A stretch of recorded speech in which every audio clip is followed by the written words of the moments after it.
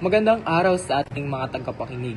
Narito na naman tayo sa isang panibagong talakayan kung saan pag-uusapan natin ang isang isyung ramdam ng maraming Pilipino, ang patuloy na pagtaas ng presyo ng mga bilihin ngayong Marso 2026.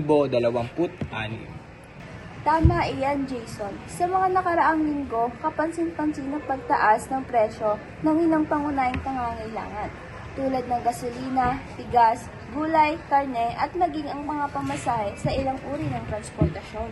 Dahil dito, maraming pamilya ang nahihirapang pagkasyahin ang kanilang kinikita. Ang dating sapat na budget para sa pagkain at pang-araw-araw na pangangailangan ay minsan ay hindi na umaabot hanggang sa katapusan ng linggo.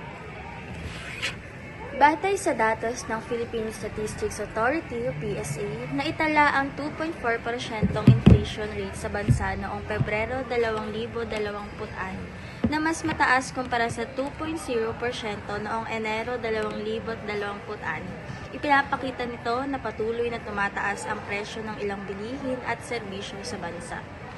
Ayon din sa mga ulat, kabilang sa mga dahilan ng pagtaas ng presyo ang pagmahal ng gastusin sa produksyon at transportasyon ng mga produkto, pati na rin ang pagbabago sa supply ng ilang pagkain sa pamilihan.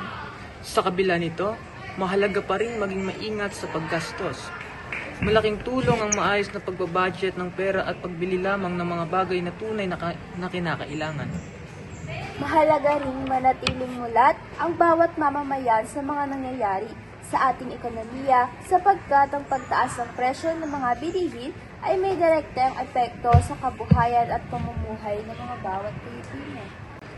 Sa pamamagitan ng sapat na kaalaman at responsableng pamamahala ng ating gastusin, maaari nating harapin ang mga hamon na dulot ng pagtaas ng presyo ng mga bilihin. Ito ang inyong napakinggan sa aming podcast. Hanggang sa muli!